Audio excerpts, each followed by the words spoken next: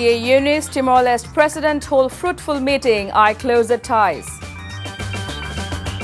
Khaleda Zia to join political event after nearly 7 years. Interim government backtracks from forming committee over BDR massacre.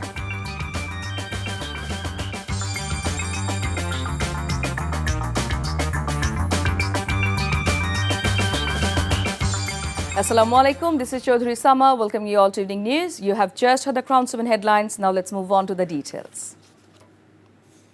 Chief Advisor Professor Mohamed Yunus and Timor-Leste President Jose Ramos Horta held fruitful discussions and shared their ideas to take the relations between the two countries to a new height. They witnessed the signing of two instruments, MOU on bilateral consultations mechanism and agreement on visa exemption for diplomatic and official passport holders to further strengthen the relations. The two leaders had a tete-a-tete which has followed by a delegation-level meeting. Dr. Yunus and Timor-Leste President Jose Ramos Horta appeared in a joint press conference at the Chief Advisor's office after the bilateral meeting. Earlier in the morning, Foreign Affairs Advisor Tauhid Hussein met President of Timor and discussed issues of mutual interest. The meeting discussed ways to deepen the relations between the two countries. BNP Chairperson Begum Khaleda Zia will attend her first in-person political program in 6 years at an event to be organized by the Bangladesh Jatiyottabadi Muktijuddha Dal on 21st December.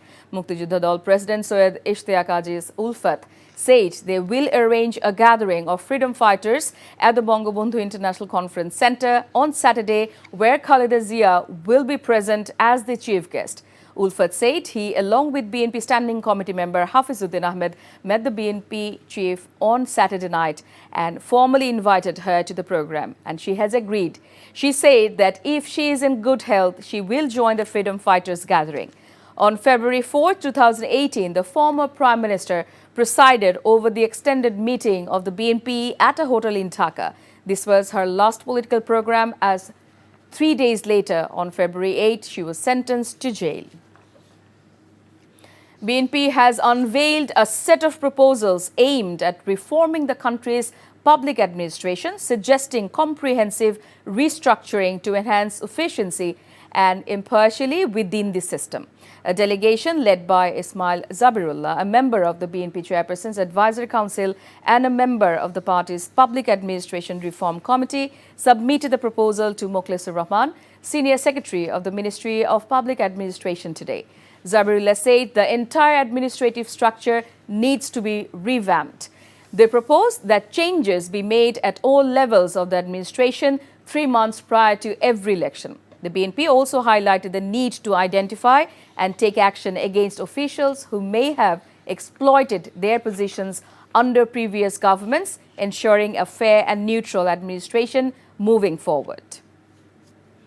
The interim government today backtracked from its decision to form of a committee to find the real culprits and masterminds behind the BDR massacre. The Home Ministry informed the High Court that it will not form any committee about the BDR massacre now, as 2 criminal cases are pending with the Appellate Division and the Dhaka Court over the incidents. Deputy Attorney General Tanim Khan paced a letter from the Home Ministry to this effect before the 8th bench of Justices Farah Mahbub and Debashish Roy Chaudhary during hearing a writ petition. The bench fixed January 5th for passing an order on this issue. Earlier on December 2nd, the Attorney General's office informed the 8th bench that the government has initiated the process for forming a national independent committee in order to find out real culprits and masterminds behind the killings during the BDR massacre in 25th and 26th February 2019.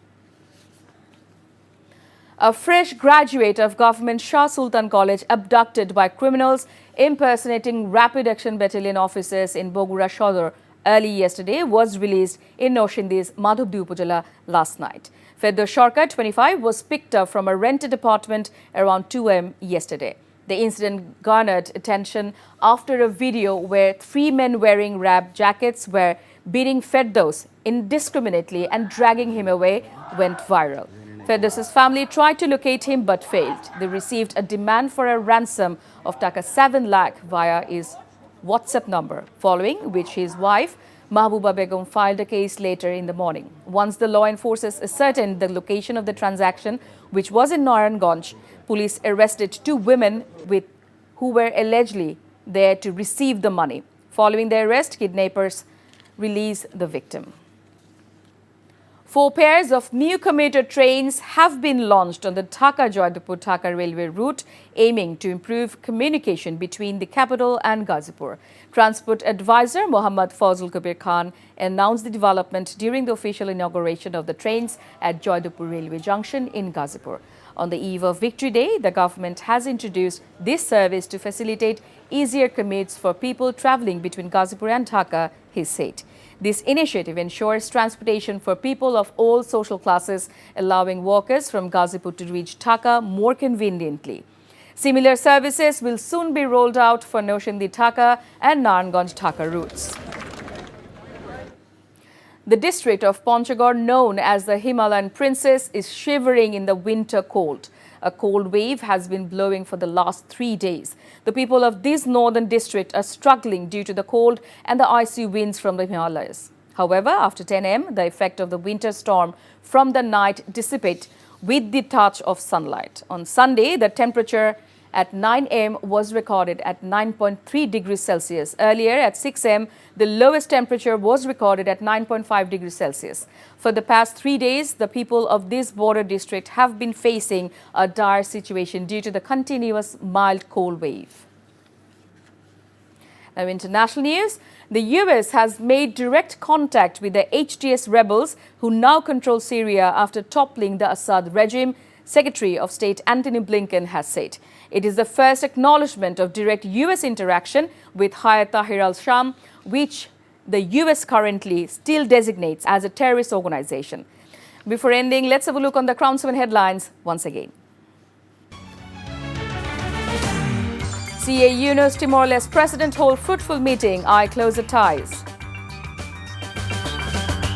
Khalda Zia to join political event after nearly 7 years. Interim government backtracks from forming committee over BDR massacre. And that's all from the newsroom for now. To know updates, videos of this bulletin, visit our website www.ntvbd.com. Besides, visit our YouTube and verified Facebook page for updates of NTV's all popular programs and bulletins. Our next bulletin, Shunda Khabor, will be aired in Bangla at 7:30 p.m. Thank you for being with us. Have a good time.